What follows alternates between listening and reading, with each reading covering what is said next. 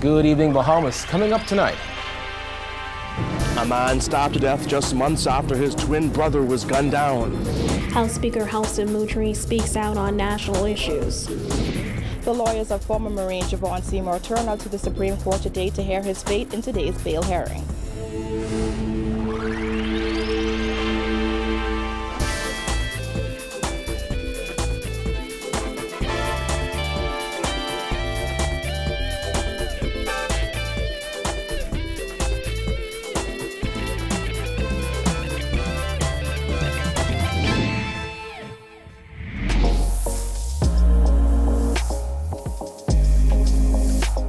Our news is brought to you by Alive. Welcome to Our News and thanks for joining us. I'm Kyle Joaquin. Topping news tonight, a man was stabbed to death on Wednesday night just months after his twin brother was gunned down. Jared Higgs tells us the family is struggling to come to terms with both losses. According to police, it was around 9 p.m. when two men got into an altercation at the corner of East Street and Coxsway. Now, that altercation resulted in the men stabbing each other about the body. Now, both men were taken to hospital where one of them died. Family members told Our News the victim is 32-year-old NICARTHA Murphy, the father of a 1-year-old baby boy.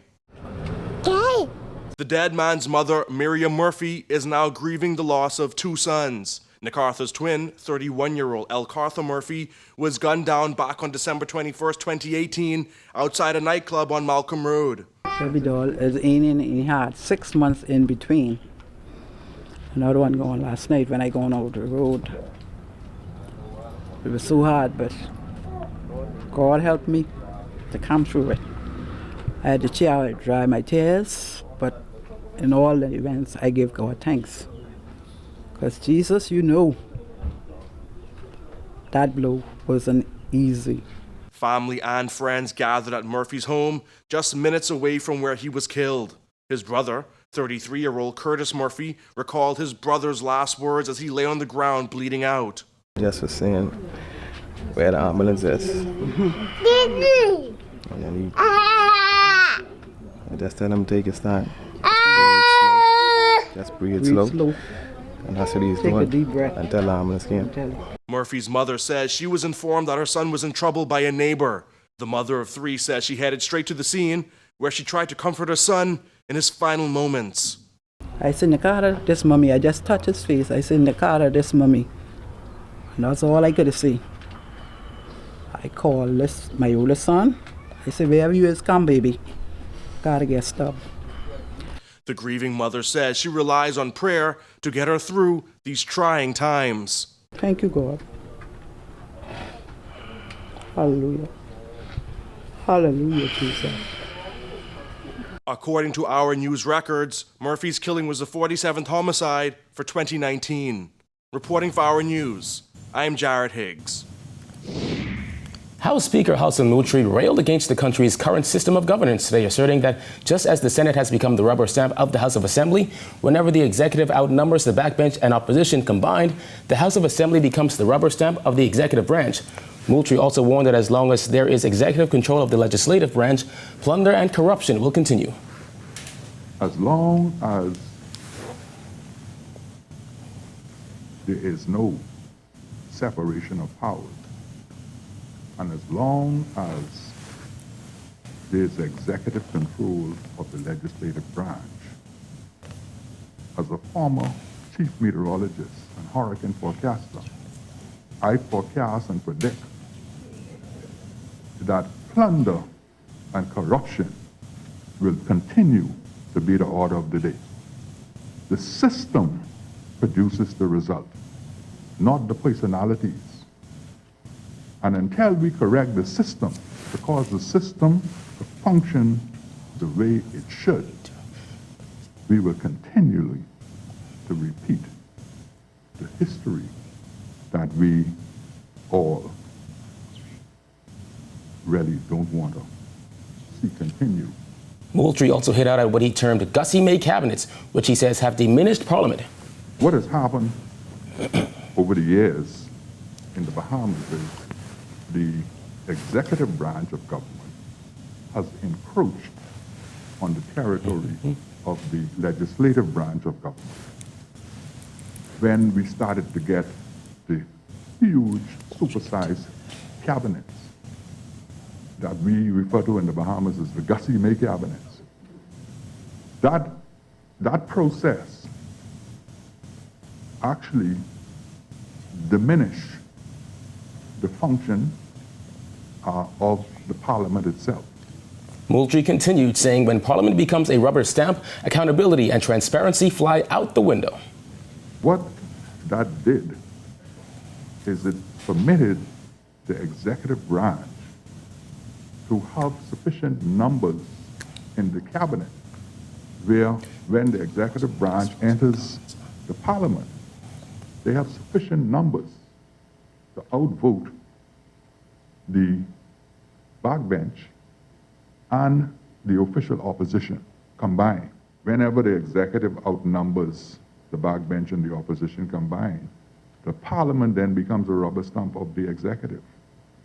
And out the window goes accountability, transparency, and all the necessary checks that the Constitution puts in place for the Parliament to have on the executive branch.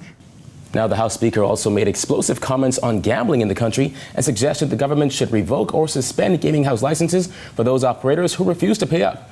Jasmine Brown has that. Moultrie outlined several issues that he felt were impediments to national development. However, he was most outspoken about gaming. Moultrie made the comments as he was speaking to a group of teachers who visited the House of Assembly on Thursday. He called on the government to suspend or revoke the business licenses of those gaming house operators who owe the government taxes, as he described gambling as one of three major impediments to the country's national development.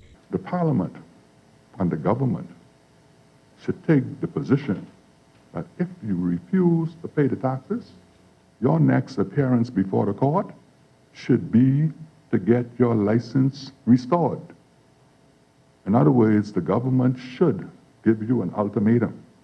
Pay these taxes by a certain date and tell the court to make a decision, or your license will be suspended or revoked.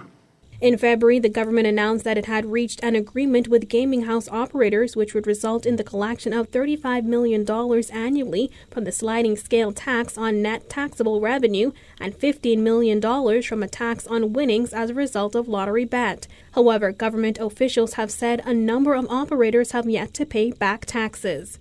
Or the Parliament should take a position that if you have a difficulty with any taxation, you pay the taxes. If you want to take the matter to the courts, you pay until the courts make a determination.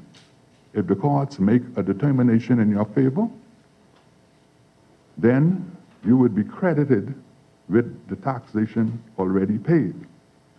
But you do not challenge the government and refuse to pay taxes. When it comes to the other impediments of national development, Moultrie listed excessive government spending and debt, as well as illegal immigration, as major challenges that need to be addressed. One of the greatest challenges that the executive has and the Parliament is facing is the reduction or reducing the national debt by controlling executive spending and borrowing. Reporting for our news, I'm Jasmine Brown. All right, thanks, Jasmine. Well, after weeks of constant power outages, owner of Pat's Senior Citizens Home, Patricia MOXEY, said she's not sure how much more her staff and residents can take. MOXEY said the sweltering heat is almost too much for the elderly to bear. Jillian Gray has more.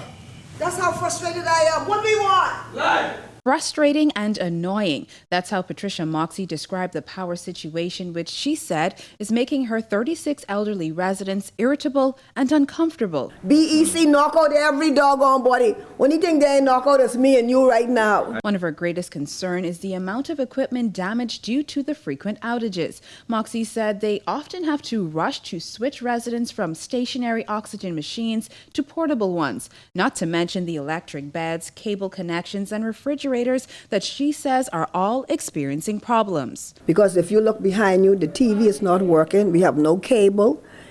BEC knock out just about everything that we have. Our beds that we use for the patients that are bedridden, some of the motors are faulty because of that. MOXEY says she spent over $40,000 on generators, new oxygen tanks, and repairs. She added that for the last few weeks, the power has been out almost daily for at least 2 hours or more, including today, which also knocked out their water pump, leaving them without water for some time. She asserted some form of compensation must be given. Because it's a waste of time to write BEC. When you write BEC, they take years and they don't answer you. They find a way out that they don't have to pay.